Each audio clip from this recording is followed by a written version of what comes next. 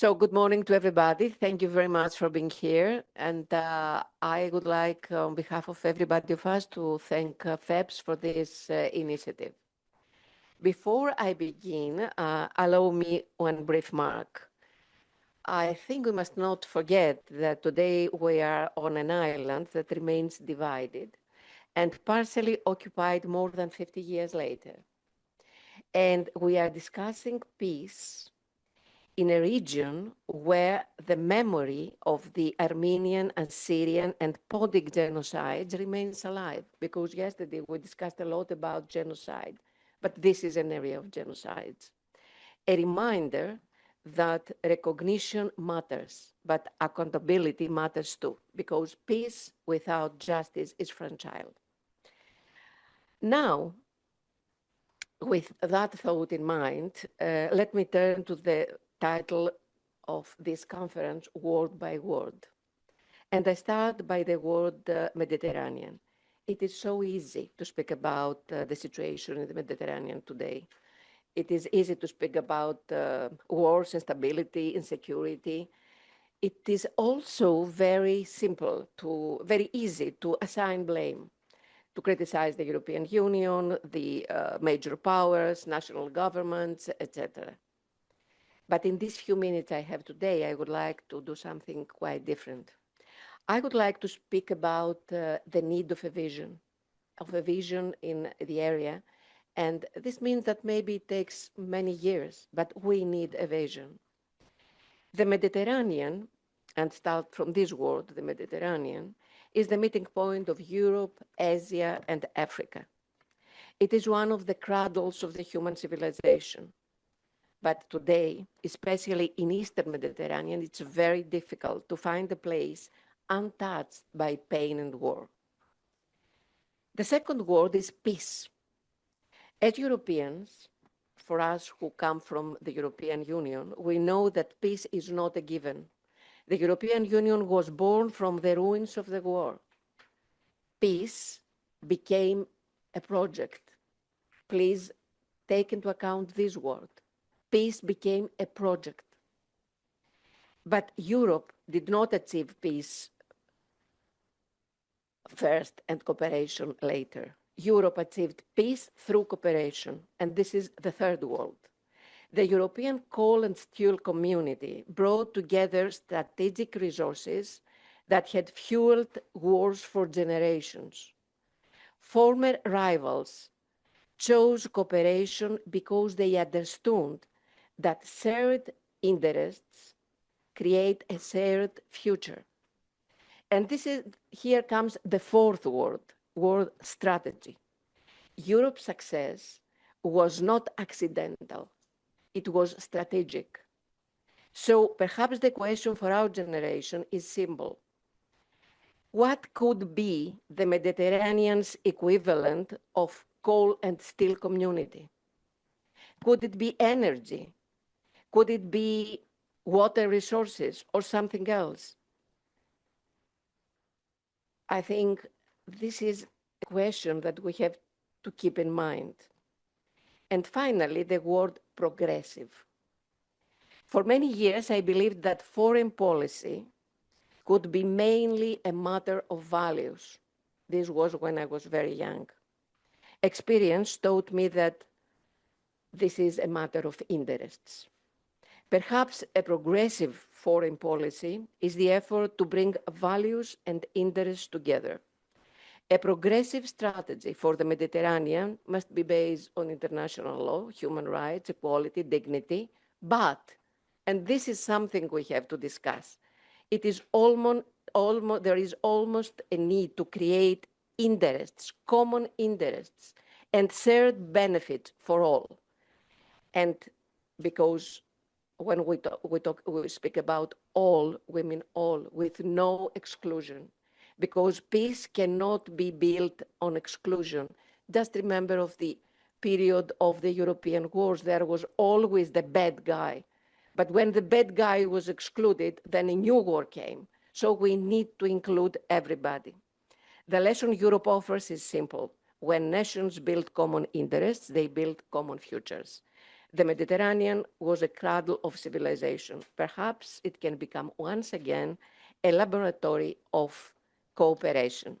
So I think that it was so clever, the title, Progressive Strategy for Peace and Cooperation in the Mediterranean, and it gives floor to everybody to open his or her mind. So on this point, I'm asking the László Andor, Secretary General of FEPS, and I would like to excuse me because I didn't introduce myself. I'm Anna Diamantopoulou, I'm a member of FEPS. I was European Commissioner for Employment and Social Affairs in PASOK in Greece. So now we start with László Andor, the Secretary General of FEPS, and I would like to congratulate him again for all this, for this interesting event. Thank you.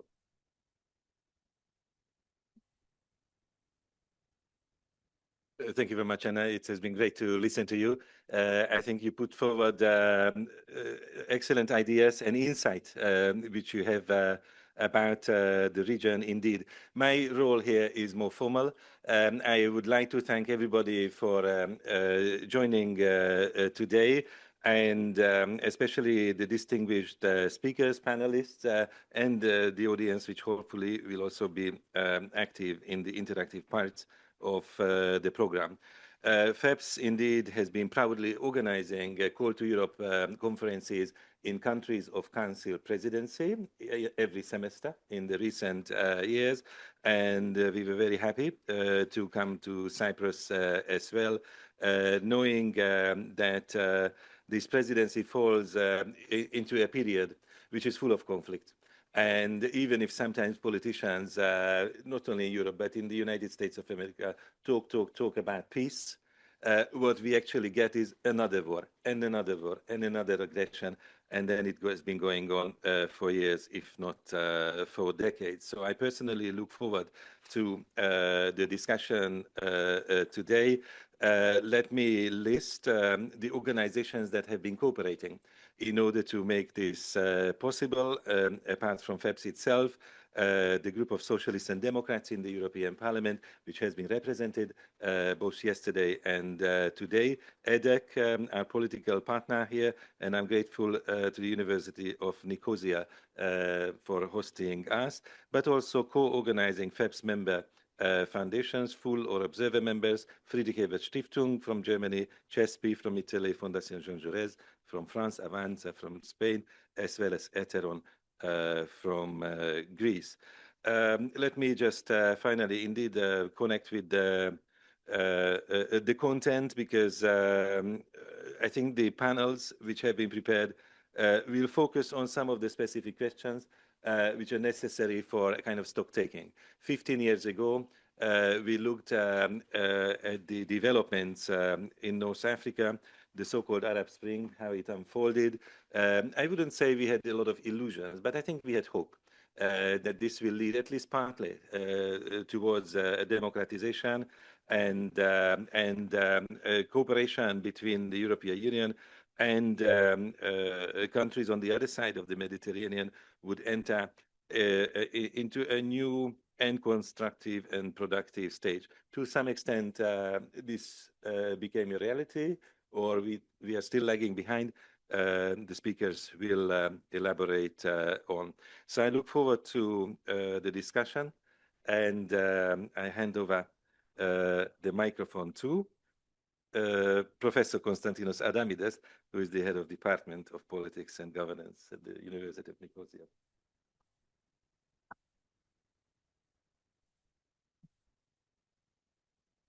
Good morning, everyone. I am Constantinos. I'm the head of the Department of Politics and Governance here at the university. Welcome.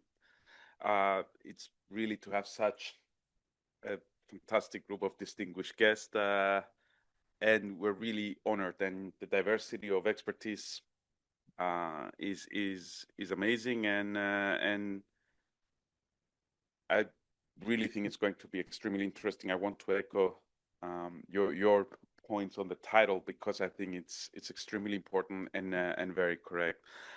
And I think it's very timely, this idea for the Eastern Mediterranean, and not because there was ever a time that we shouldn't have peace, obviously, we should always aim for peace, but we do live in a time of very profound geopolitical, economic, and security transformations. We shouldn't be kidding ourselves that this is not happening. There's growing fragmentation, there's regional tensions, and this cannot be ignored. But the Mediterranean has always been more than geography. It's been a place where sort of shared culture, shared dialogue, shared human connections. It's also a region, however, that over the past few decades, has become a region of sub-regional security complex with forces coming from different security complexes from the Middle East, from Europe, from Africa, from the former Soviet, and this creates substantial tensions, but also opportunities. And I think this is where we should aim for. These challenges, how do we turn them into opportunities? And I think I'm going to close with just an idea, because I do believe that cooperation is the only way forward. It's the only path forward. And I believe there's at least 3 pillars that we should take into consideration. The first is that regional dialogue and multilateral cooperation. This must be a must for the region, precisely because we live in a period where the international law is in decline. There's less respect for international law. There is division. Trust is gone, more or less. Communication is problematic. Therefore, this level of regional cooperation becomes a must. The second pillar is what you have mentioned about shared prosperity without exclusions. And I think this is a key element. It could be energy connectivity, it could be sustainable development, water or otherwise, digital transformation, economic partnership, anything that would create mutual benefits for all.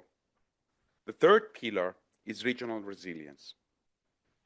And I think this is important and brings the strategic aspect in the equation. Peace requires not only principles and respect for international law, it might be a prerequisite, but it also needs the capacity to build strategic value through partnerships. And I think this is what is missing to a sufficient degree for the region, this strategic value. And that's why I think this topic is very timely. So before I close, I think the Mediterranean future should not be defined by crisis as it is now, but rather by cooperation, not by fragmentation, but by solidarity. So we should twist things around and see how we can turn these challenges into an opportunity. So thank you very much for being here. I really appreciate your presence, and I wish you a very productive meeting.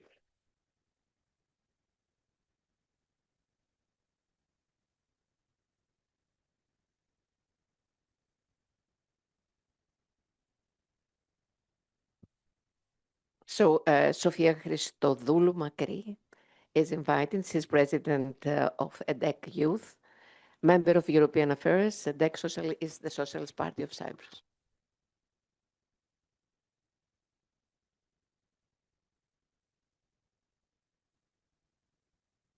Dear friends, distinguished guests, colleagues, and partners, welcome to the event and welcome to our country.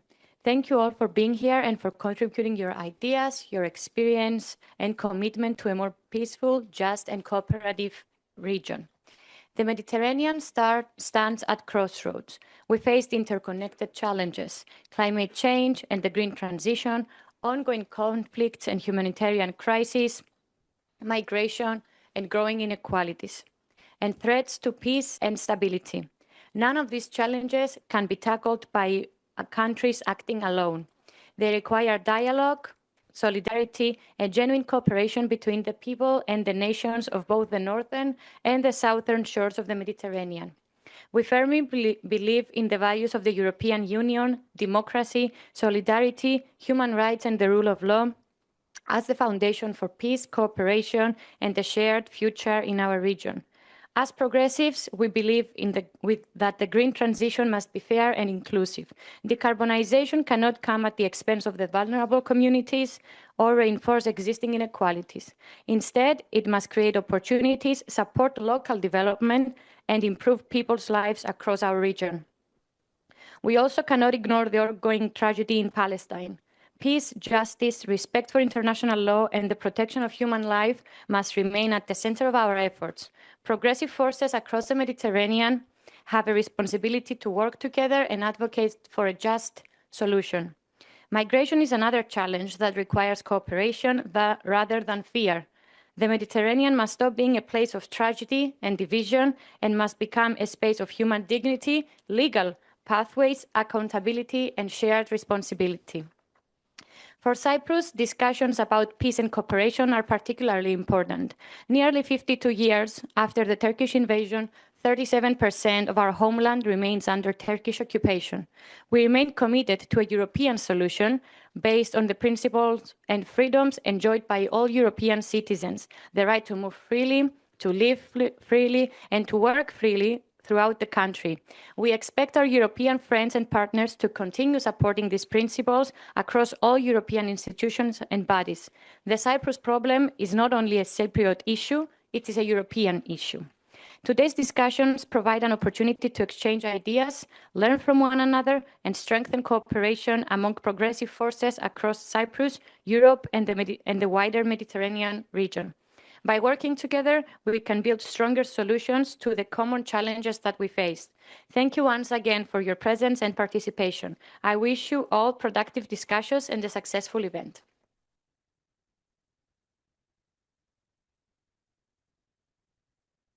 So I invite to the podium Marco Schneider, who is the project director of FEPS Regional Project on Peace and Security in MENA in Lebanon. Very good. Thank you so much, Your Excellencies, distinguished guests, ladies and gentlemen, friends and comrades. I may say, let me also, all of you, wish you a very warm welcome on behalf of my institution, the German Friedrich Ebert Stiftung, which is Germany's oldest political foundation and committed, as many other organizations, obviously here to social democracy, and is affiliated with the Social Democratic Party of Germany. Also on our behalf, welcome to Cyprus and welcome to the University of Nicosia. Also on behalf of my colleague, Professor Hubert Faustmann, who is a distinguished professor at this institution here. We have an office in Cyprus that exists now for almost, I think, 1.5 decades, and we are very proud of it. Let me be very short. I think it has been said already by my fellow speakers. It's obviously very timely to speak about peace and cooperation in the Mediterranean at a time where there is not much cooperation and there's even less peace. I myself work in Lebanon, which is a country, as you all know, currently at war, being bombed every day. We have hundreds of thousands of displaced people in this country. And along with many foreigners, I'm out of this country right now. I had to leave 3 months ago, but obviously most of my local colleagues are still in the country. They are of Lebanese, of Syrian, of Palestinian origin and nationality, and obviously they cannot leave. So when I come to Cyprus, for me, at first, I find this place here obviously very much serene and at peace. It's a bit of the touristy picture. I think for the people that have been the first time to Cyprus, I can only encourage you to go maybe beyond Nicosia. Obviously, it's a very beautiful island. But one tends to forget that geographically, Cyprus could also be part of the Middle East, actually. So I think there are some people that say, geographically, it's obviously a European island. That's why we're all here, because it's a member of the European Union. But it's also geographically part of the Middle East. And as has been said, it's an island that is partly occupied in the north, and there's the unresolved question of the reunification of the island that the European Union has failed to resolve, that the United Nations has failed to resolve. So we can say this is an island that also has very much Middle Eastern problems. And coming from Lebanon to here, coming thus to Europe, basically from the Middle East to Europe, it's also a very painful experience, because it reminds me, ladies and gentlemen, and let me be very frank, we are amongst ourselves also, that unfortunately, let me be very frank about how irrelevant we have become as Europeans. So we have the region that explodes, we have this regional conflagration happening, and we are sitting in Europe and we are doing basically nothing. So we're issuing statements, of course, but there is not much follow-up. And even though there are obviously significant differences amongst our countries, I come from Germany, so I must know. But then obviously this leads to the EU as a whole being blocked from acting collectively, and thus nothing happens. Ladies and gentlemen, before I finish, let me insist on the situation in Lebanon. because I believe what we see over there is quite dramatic, and it's not a normal war, if anything like a normal war exists. I think what we see is a small country being raped before the eyes of the world. We see the annihilation of whole towns and villages by a foreign army.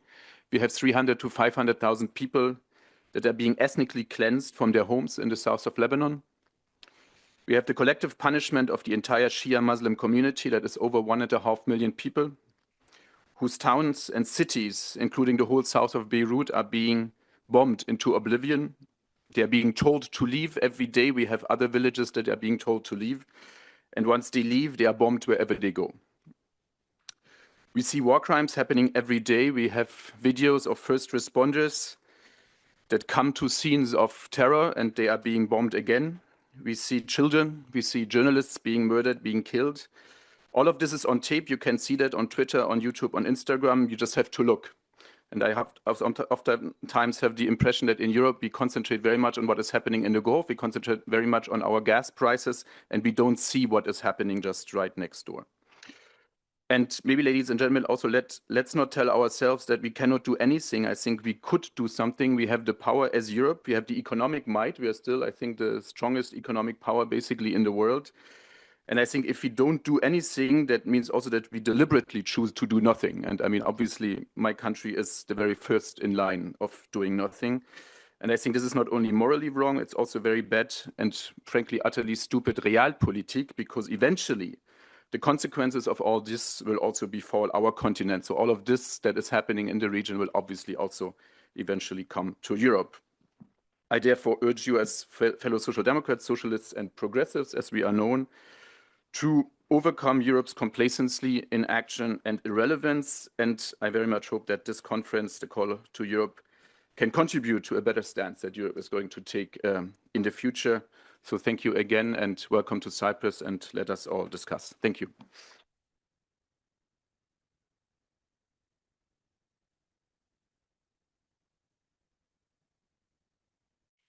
Now I invite to the panel Mrs. Federica Mogherini.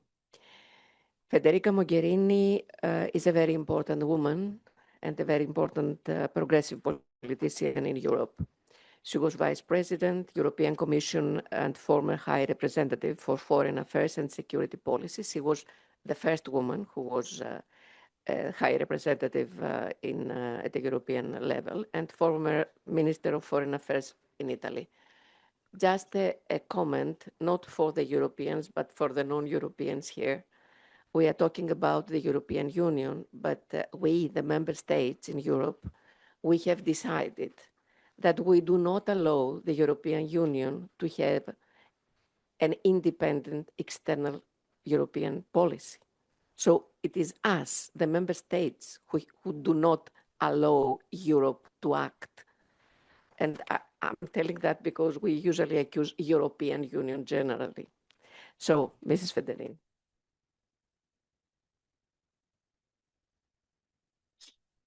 Thank you. I'm humbled by the presentation. I'm grateful for the invitation. I would like to thank FEPS, the University of Nicosia, the Cyprus authorities, and you will allow me to be frank. My role is setting the scene. So the next speaker has the responsibility to deliver solutions. I have a much easier, role because setting the scene today on the topic we're discussing today might not require 15 minutes, might require 1 minute. The scene is very bad, full stop, and that's it. I'm not going to do that, but I think it is honestly needed to be open about how bad the scene is today. Because otherwise we risk of using empty words or losing the sense, the meaning of what we are talking about. Why do I say that the scene looks really bad? And I would say even probably worse than ever in the recent decades.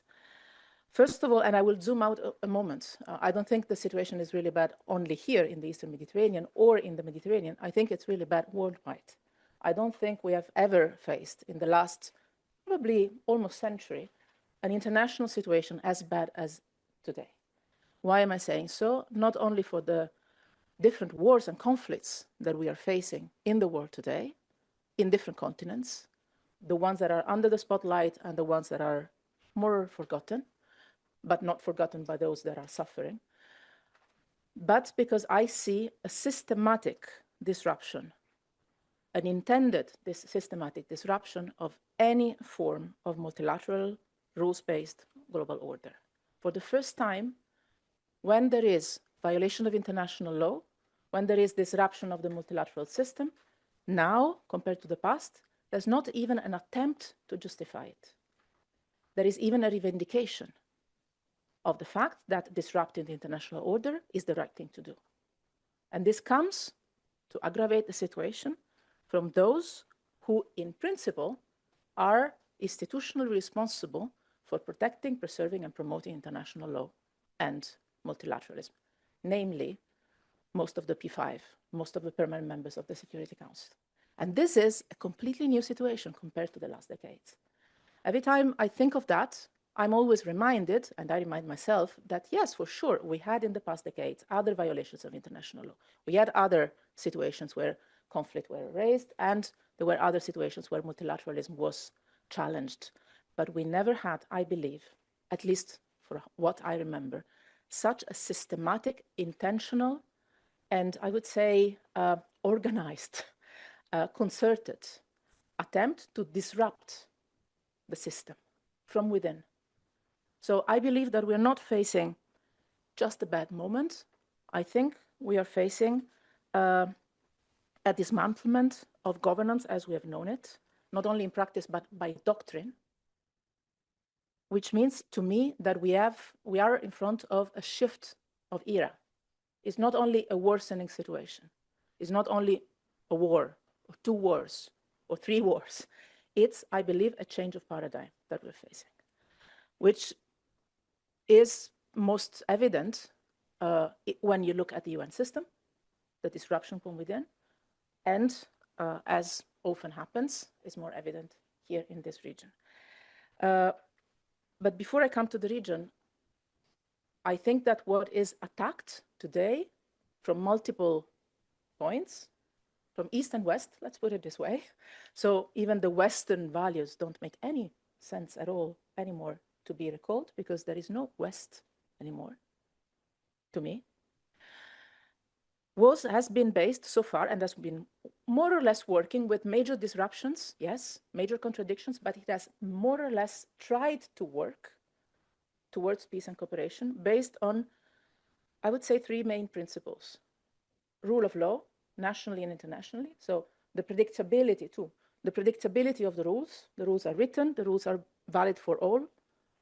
And the attempt is to base international relations and cooperation on rules that are transparent and make accountability and predictability possible. And the other principle is international cooperation. The principle that cooperating is not only better in value terms, but also more effective than conflict or competition.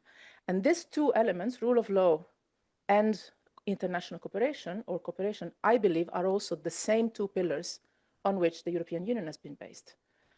I think it has been mentioned before, the European Union was built in the moment when our founding fathers and a few mothers, hidden, very well hidden in the back, but still they were there, some, understood that indeed cooperation on small things like coal and steel were not only nice or right, they were more convenient, also economically. And that was the shift. International community so far has been based on the same 2 assumptions. Having rules that are valid for all is not a constraint, but is a guarantee for all internationally. And international cooperation is more valuable, but it's also more convenient than war and conflict. And I think that these 2 pillars, basing on rules, basing your behaviors on rules, and or trying to, or aspiring to, and valuing cooperation more than confrontation, I think that these 2 pillars today are not only challenged, but there is an attempt to systematically disrupt both of them. I know I'm not setting a particularly encouraging scene, but so I think that talking about peace and cooperation today might sound disconnected with reality. Yesterday we had a lot of conversations, and I feel it. I mean, I love the title of our sessions these days. I think we need it, and I'll come to that. But I think that if I go out there and say to somebody that I'm here on a conference on progressive strategy for peace and cooperation in the Mediterranean, people laugh. Not because it's wrong, but because it's not happening. It's not happening. It's not the reality we're facing out there. So are we using an hypocrisy? Are we repeating words that are empty shells? Is there a meaning in what we're doing or not? And then we all go to the beach and the swimming pools and we enjoy life. If we are here, if I am here, it's because I believe that it makes sense. But I think we should not forget that it is not an automatic, meaningful discourse anymore, because the reality clashes enormously with the wording. And I think we have to be careful, because the risk that this discourse is perceived as hypocritical and empty and formal is dangerous, because it can create frustration, anger, disillusion, desperation, and disengagement. And then those that are working to disrupt the system have already won. So that's my starting point. If there is no rule, or if there is an attempt to disrupt the rules and to argue that having rules is not necessary anymore, because this is what is happening, and if there is basically the law of the jungle, might is right, you do whatever you want, you do whatever you can, nobody cares, no limit, then what space is there for peace and cooperation? And also for the EU, because as we are based on the same principles, let's not fool ourselves. One of the targets is not only the United Nations, is anything that works on multilateralism, including the European Union. As often happens, the Middle East and the Mediterranean, I believe, reflect and amplify global trends. This area of the world absorbs the vibes and multiplies them, because we are dramatic and passionate, and we put everything we have in anything we do. And so anything that happens in the world, here it's, I think, always magnified for good and for bad. And I think that today what we're seeing is indeed not particularly encouraging or reassuring. It's conflictuality, it's violence, is dehumanization of the other, whoever the other is. Every time you pick a side, there is another on many other sides. And the illusion of the possibility, of the realistic possibility to erase from the map, being it a geographical map or the human map, respective enemies. Whoever you don't like or you don't feel comfortable with, you live with the illusion that it can be just taken away. Also, that doesn't happen, because realities cannot be erased. And I think it is an illusion, but there are attempts to erase, active attempts to erase. You were mentioning that, Anna. We are here now, 200 kilometers away from Lebanon, if I'm not wrong, where war is happening. We are here in an island that is partially occupied territory from a NATO ally, with all the contradictions that this brings. Does it still make sense, so in this world, to talk about peace and cooperation? And what is the role of the European Union in this picture? I think it's not for me to give answers and just setting the scene, but for the keynote speaker to try and give her inputs. But I would try to end on a slightly more constructive or positive note. I believe personally that there are useful things that we can do as Europeans, as partners in the region, across the Mediterranean and across the Middle East. Sometimes in the Mediterranean it's easier to partner north-south than south-south. This is one of the issues that will need to be solved. But also as progressives. If you allow me a little parenthesis on progressive, my first reaction when I saw the title was, given the dramatic state of the world and the region, even a basic common sense would be enough for me. It would just be better than now.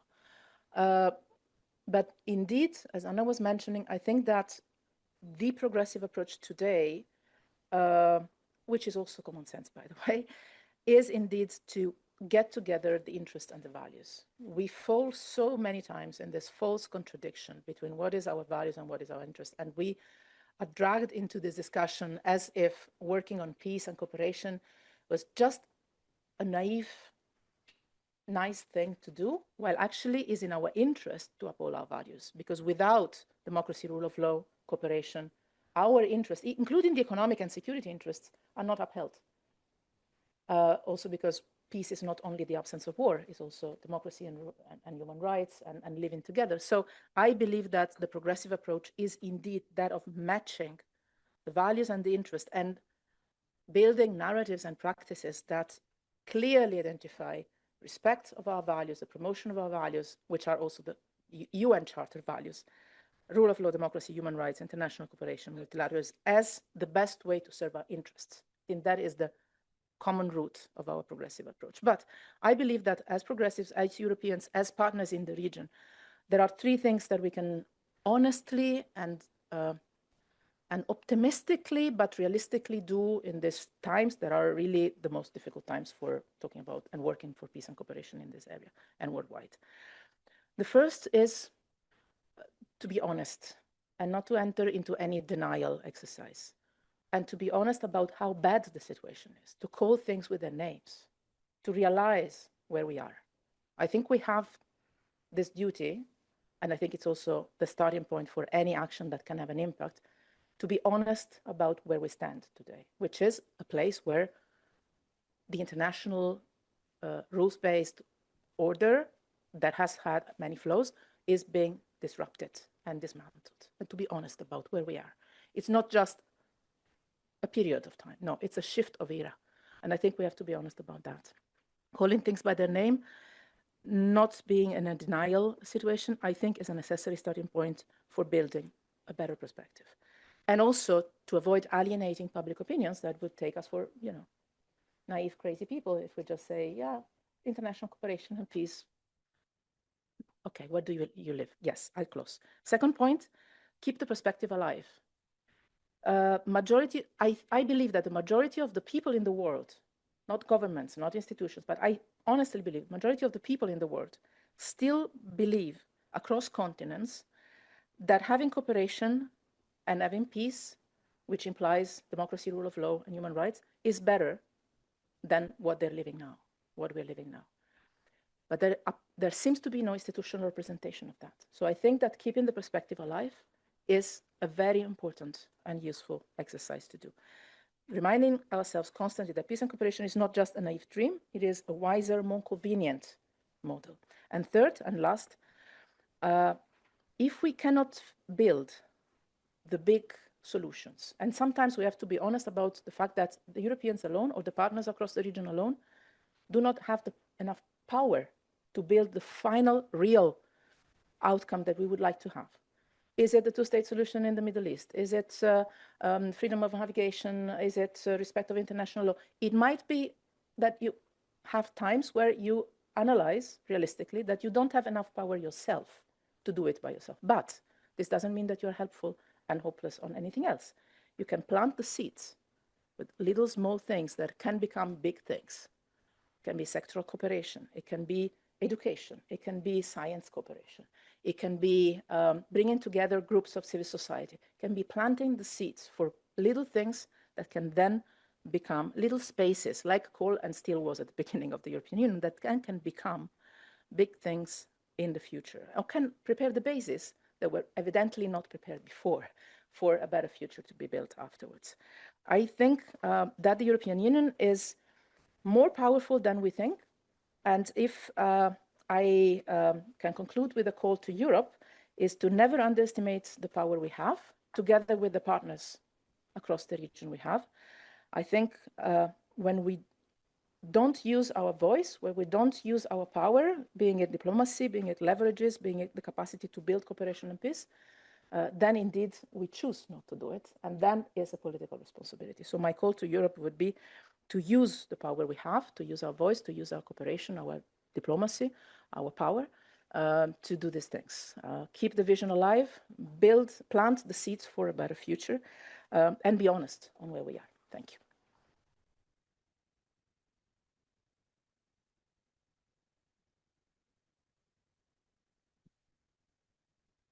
So I invite to the panel Mrs. Theodora Constantinidou. Mrs. Constantinidou is a very experienced diplomat. She is the permanent secretary of the Ministry of Foreign Affairs. And since Cyprus has the presidency, you have to give us the simple answers to all the questions concerning Europe.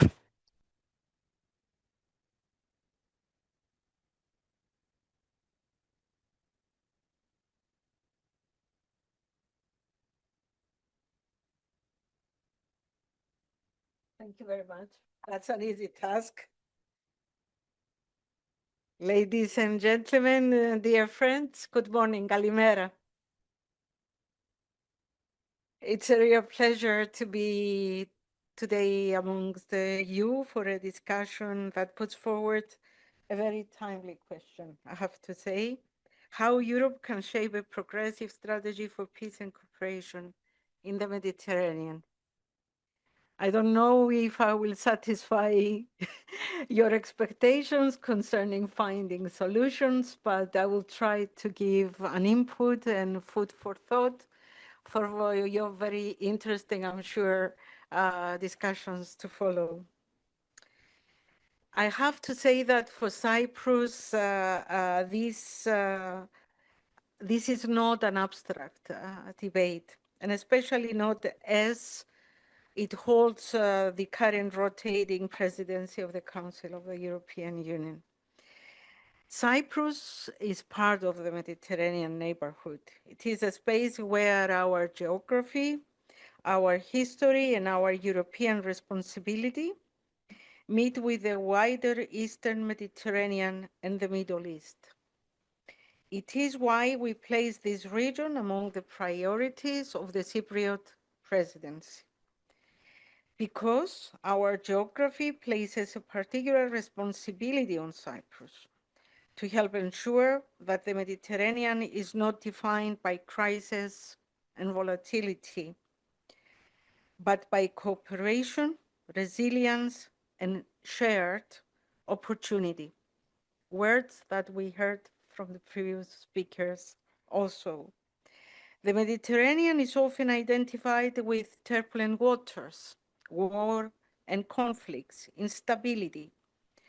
And very often it escapes our minds that Mare Nostrum is also the beacon of its history, the sea of enormous potential.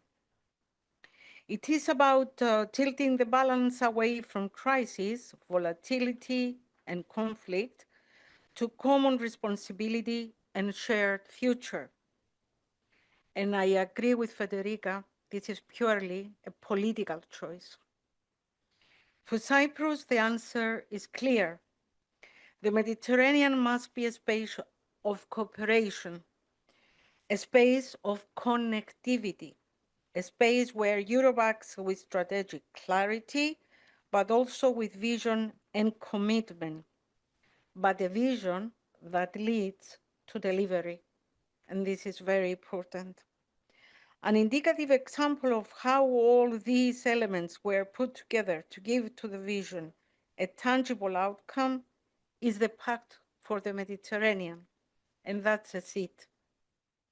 The European Commission's flagship Pact for the Mediterranean, which was recently launched, is one of the most important opportunities in recent years to firmly bolster the relationship between the European Union and its southern neighborhood. It comes at a decisive moment. 30 years after the Barcelona process, we are reminded that stability in the Mediterranean cannot be imported, imposed, or outsourced. It must be co-created, and I underline this, co-created. We must also be honest. Political declarations alone are no longer enough. Our citizens will judge us not by the ambition of our language, but the credibility of our delivery, as very well was put by Marcus. This is also the logic underpinning the priorities of our presidency. A more autonomous union must also be a union capable of delivering on security and preparedness, competitiveness, social cohesion, partnerships, and a long-term budget that supports Europe's ambitions.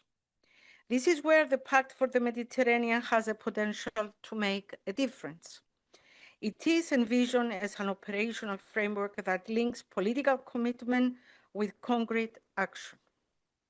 It aims to bring together under one frame and one financial tool, investment, connectivity, education, energy, climate resilience, civil protection, migration management, security cooperation, and people-to-people contacts. It reflects a simple principle: shared challenges required shared ownership. Public and private sector, governments, and civil society. The pact should help us think about connectivity differently and also produce early, visible, and tangible results. Connectivity today is not simply about infrastructure. It's about resilience. Ports, grids, data cables, civil protection capacities, rail connections, maritime routes are part of the same strategic equation to ensure our countries can absorb shocks, diversify dependencies, and remain connected in times of crisis. This is also why initiatives such as IMEC matter, and why Cyprus sees the new Pact for the Mediterranean as a part and parcel of the India, Middle East, Europe corridor. As part of a wider effort to create multimodal, resilient, and mutually beneficial connectivity between Europe, the Middle East, and the Asia-Pacific. We are honored and proud that the one element of the strategy set by the Pact becomes a practice here in Cyprus, the Cyprus Regional Aerial Firefighting Station, CRAFS. Climate change is making the Mediterranean hotter, drier, and more vulnerable. Wildfires are systemic risk to our societies, our economies, and our critical infrastructure. CRAFS is not a national initiative. It is a Mediterranean asset ensuring preparedness, rapid response, interoperability, and solidarity across the southern neighborhood. Ladies and gentlemen, when the Middle East is unstable, the impact is felt worldwide and especially directly in the European Union. And I'm very glad I heard this in the previous interventions as well. I think I'm destroying your computer. I'm pushing buttons. I don't know what happened. Sorry. What happens in the Red Sea or the Strait of Hormuz affects global trade and European competitiveness. What happens in Gaza, Lebanon, Syria affects the wider region. Border management, migration policy, and regional security, energy markets, shipping costs, and food security, healthcare. All of these sectors are being influenced by every crisis in our region. These crises do not remain confined to diplomatic communique or military maps. They travel through supply chains. They affect households, farmers, ports, industries, and consumers. This is the geography of Europe's security today. The interconnectivity, be it security, stability, or prosperity. This is why resilience must become a central Mediterranean priority. The lesson learned, especially after recent tensions, is that Europe should not turn away from the region. Europe must engage more strategically and more operationally by diversifying routes, strengthening ports, protecting maritime corridors, investing in energy interconnections, supporting strategic reserves, and building redundancy in our supply chains. This is what we consider the little seeds that they can create the bigger solutions, Federica. No critical maritime artery should become an instrument of manipulation. Whether we speak of the Strait of Hormuz, the Red Sea, or the Eastern Mediterranean, freedom of navigation and respect for international law are not technical issues. They are foundations of regional stability and global economic security. In view of these challenges, the question is, what Europe must do then? Our reply is that the situation requires a more integrated European response underpinned by 4 priorities. First, we need to keep diplomacy at the center. De-escalation is not a sign of weakness. It is a strategy necessity. Dialogue and communication channels are essential, particularly when the regional environment is fragile and the risk of miscalculation is very high. Second, we need to defend international law consistently. And that was mentioned also before. We are living in times where things that they are considered as granted and very well protected, they are put under question. The UN Charter, sovereignty, territorial integrity, international humanitarian law, and the law of the sea, including UNCLOS, are not optional references. They are the foundation of stability. Consistency matters, whether we speak about Ukraine, about Gaza, Syria, Lebanon, maritime security, or the Eastern Mediterranean. Europe must remain credible in the way it upholds law, human rights, and principles. Third, we need to strengthen regional resilience. As I stated beforehand, the current crisis shows that security is not only military. It is also economic, social, maritime, digital, climatic, and institutional. Resilience means secure ports and safe sea lanes. It means diversified supply chains. It means energy interconnections. It means civil protection. It means credible institutions. It means investing in young people, education, employment, and social cohesion. This is where the Pact for the Mediterranean and the response to the Middle East crisis intersect. The pact should not be seen as separate from the geopolitical crisis. It is part of Europe's answer to it. The fourth priority, last but not least, we need to recognize the human dimension of the crisis. Behind every crisis, there are people, civilians under bombardment, displaced families, children without access to basic services, societies exhausted by uncertainty. Humanitarian access, protection of civilians, and support for legitimate institutions must remain central to our approach. A sustainable regional order will also remain impossible without a credible political horizon for the Palestinian question. Humanitarian relief is indispensable, but it cannot substitute for politics. Stabilization must be linked to a realistic path towards peace and the two-state solution. Cyprus will continue to do its part in line with the UN Security Council Resolution 2803 through practical humanitarian initiatives and in cooperation with regional partners and the United Nations. Amalthea Maritime Corridor is complementary to the primacy of the Egyptian and Jordanian land routes.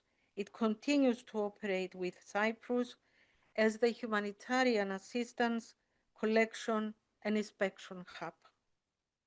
In practical terms, Amalthea serves as the EU Sea humanitarian bridge to Gaza. It supports stabilization efforts in line with the Security Council resolutions, while reinforcing the Union's strategic role, visibility, and humanitarian footprint in the region. I have to close? I thought I was telling something interesting. No, I'm closing. Okay.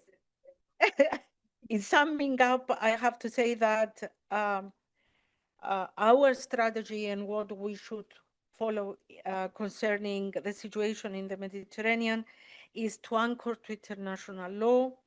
We have to be pragmatic, and this is very important, focused on concrete projects, and whatever we do, it must be partnership-based.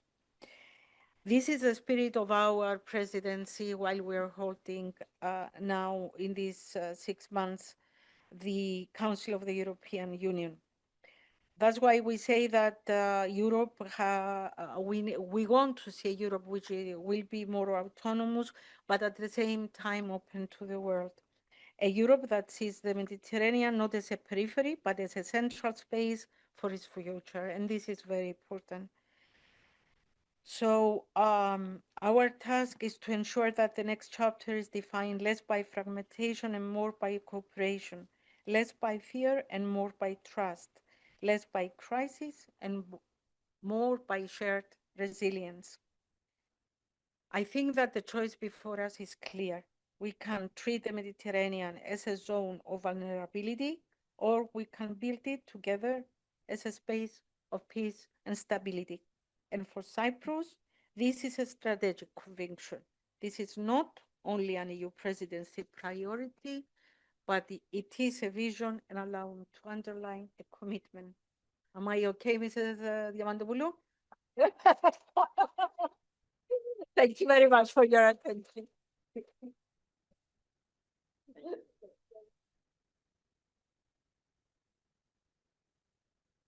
So we came to the end of this session. 2 points. Here we are think tanks, and we are progressive think tanks and universities. So I think there are 2 main issues which are important for us. The first one is that the think tanks are the ones who can really give the real picture of the situation. They can give elements for what is going in Palestine, in Lebanon, in Syria, even in Turkey. Many of our comrades are in prison now, and many journalists are in prison. The second important issue is that think tanks have to be creative, so to give ideas, concrete ideas of small things that can be real. So thank you so much. Thank you all our speakers. And now I invite for the next session, please.